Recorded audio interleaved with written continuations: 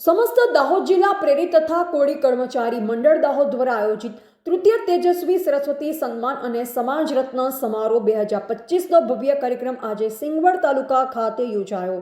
ચાલુ વર્ષે વિવિધ વિભાગોમાં નોકરી મેળવનારા તથા એસએસસી એચએસસી ધોરણ 10 અને 12માં ઉત્કૃષ્ટ ગુણ મેળવનારા વિદ્યાર્થીઓનું ભવ્ય સન્માન કરવામાં આવ્યું। કાર્યક્રમના ઉદ્ઘાટક તરીકે રાજ્યસભાના સાંસદ શ્રી જસવંતસિંહ પરમાર, અધ્યક્ષ તરીકે પૂર્વ રાજ્યમંત્રી શ્રી બચુભાઈ ખાબડ તેમજ વિશિષ્ટ મહેમાન તરીકે દાહોદ સાંસદ શ્રી જસવંતસિંહ ભાભોર, સમાજના પ્રમુખ શ્રી દીપસિંહભાઈ, મંત્રી શ્રી ફતેહસિંહભાઈ ઉપસ્થિત રહ્યા। સમાજના વડીલો, આગેવાનો અને યુવાનો મોટી સંખ્યામાં જોડાયા।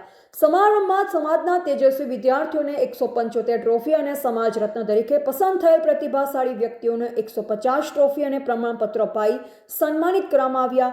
સાંસદ શ્રી જસવંતસિંહ પરમારે માર્ગદર્શન આપતા જણાવ્યું કે સમાજને મજબૂત બનાવવા શિક્ષણ સૌથી શક્તિશાળી સાધન છે। ખોટા વ્યસન અને અનાવશ્યક ખર્ચ ટાળી સમાજને શિક્ષણ તરફ વધુ આગ્રહ સાથે આગળ વધવું જોઈએ।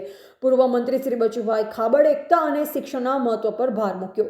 સમાજ એક થઈ કાર્ય કરશે તો દરેક પરિવારમાં વિકાસ ચોક્કસ થશે તેમ તેમણે જણાવ્યું।